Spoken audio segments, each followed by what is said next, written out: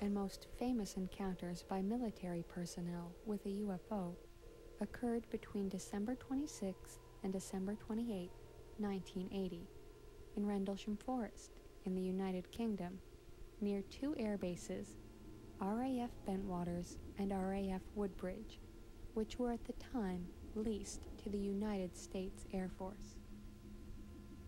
At approximately 3 a.m. on the 26th, a U.S. Air Force security patrol observed strange lights above the forest. A three-man security unit was dispatched from Bentwaters to investigate. All three men closed in on an object that resembled an aircraft on fire. The senior NCO, Sergeant Jim Peniston, claimed that he got close enough to see a structured object. There was then a silent explosion of light, and the object disappeared in a blur towards the coast. The following evening, strange lights were again seen in the forest.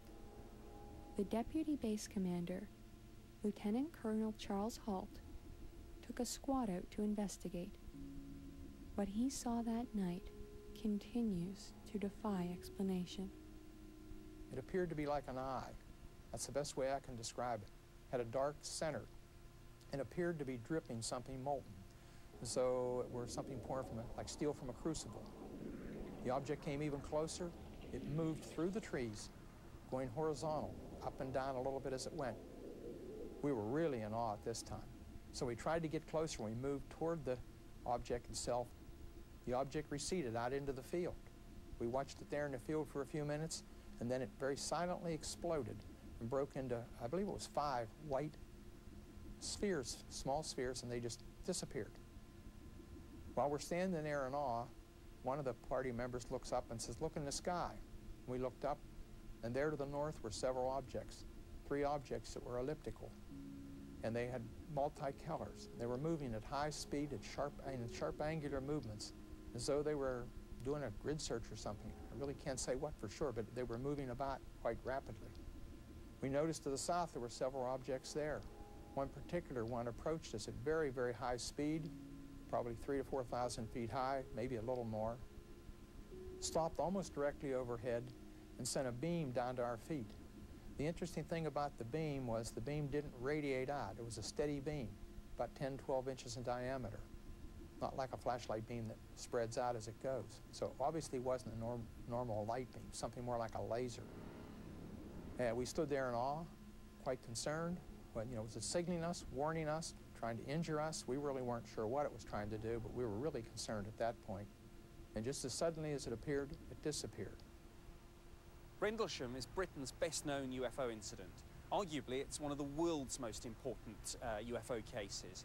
What makes it so important is that everything that makes a UFO case good happened here all at once.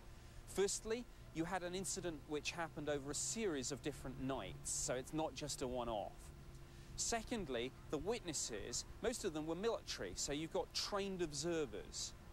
Thirdly, you've got trace evidence, and this is absolutely critical. The UFO landed. Markings were found in the forest floor where this thing had come down on a tripod-like device. And critically, when the base personnel checked this area with a Geiger counter, the radiation readings were assessed by the Defence Intelligence staff at the Ministry of Defence as being significantly higher than background. It's just a very solid case in terms of all kinds of physical evidence, highly trained, reputable witnesses, everything you would want, except once again it's been muddied up. And once again, somebody in the government is lying about it and distorting the picture and hiding the truth.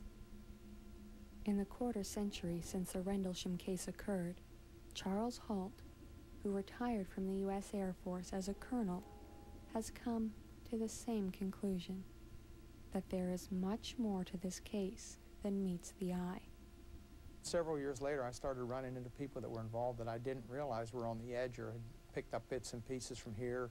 For instance, one of the radar operators in the tower, Eastern Radar, who had air defense responsibility for that sector, told me that they actually picked up objects on the screen that night and had them on tape, but somebody took the tape.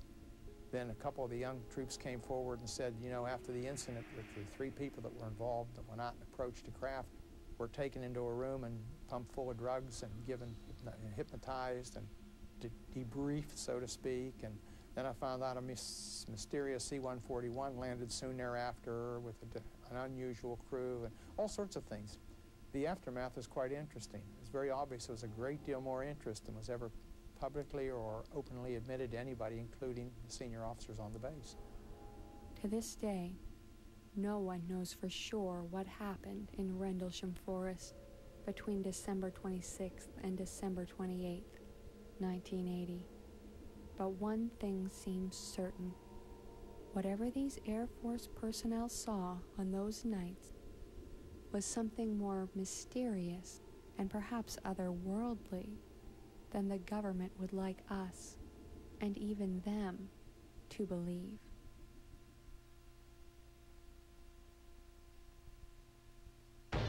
So 12:30 a.m. on September 19th, 1976, the Imperial Iranian Air Force command post at Tehran received several telephone reports from citizens of strange lights in the sky. The command post contacted General Nader Yousefi, Assistant Deputy Commander of Operations